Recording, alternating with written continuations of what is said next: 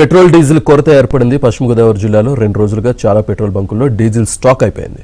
ఇప్పటికే జిల్లాలోని నర్సాపురం ప్రాంతంలోని బంకుల్లో స్టాక్ నిండుకుంది. ఒక్కసారిగా డీజిల్ కొరత తలెత్తడంతో ఆ ప్రభావం ఆటో, ఆక్వా రైతులు, వరి కోత మిషన్లపై పడింది. 2 రోజులుగా డీజిల్ లేకపోవడంతో చాలా మంది ఆటో డ్రైవర్లు ఉపాధికి దూరమయ్యారు. ఇటు ఆక్వా రైతులు ఇబ్బందులు పడుతున్నారు. పూర్తిగా డీజిల్ పై ఆధారపడి పనిచేసే ఈ మిషన్లకు ఆయిల్ లేకపోవడంతో రైతులు నానా ఇబ్బందులు పడుతున్నారు. అయితే 2-3 రోజుల్లో ధర పెరుగుతుందని, దాంతో ఆయిల్ కంపెనీలు సప్లై నిలిపివేశాయన్న వాదన వినిపిస్తోంది.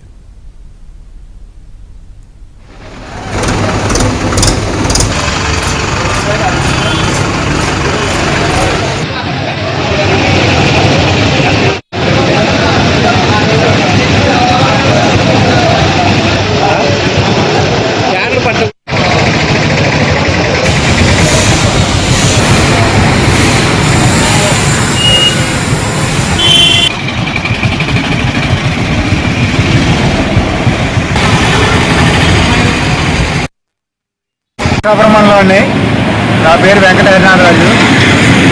ఒట్టిటి గడ్డి టాటర్ కోసం చిత్తవరం నుంచి బయలుదేరామండి. ఎక్కడ ఉదయం 5 గంటల నుంచి ఇప్పుడు వరకు కూడా డీజిల్ లేదండి. ట్రాక్టర్లు ఎక్కడ ఆగిపోతాయో తెలియదని ఇబ్బంది పడుతున్నామండి. గడ్డి ట్రాక్టర్లు వేసుకెళ్తాం.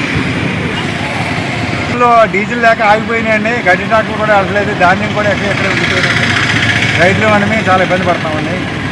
అది మాకు గవర్నమెంట్ సహకరించాలని కోరుతున్నామండి డీజిల్ కోసం.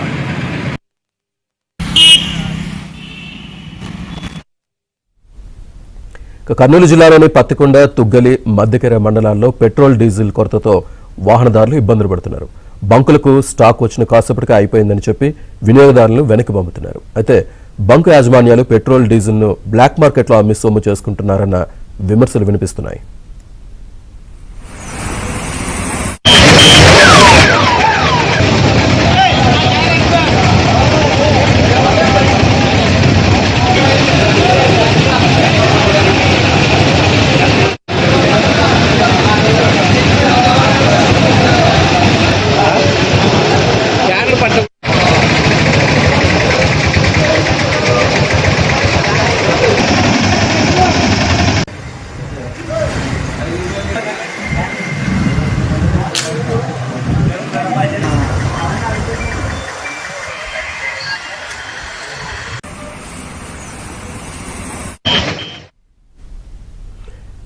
ఎన్టీఆర్ జిల్లా నందిగామలో పెట్రోల్ డీజిల్ కోసం వాహనదారులు తీవ్ర ఇబ్బందులు పడుతున్నారు.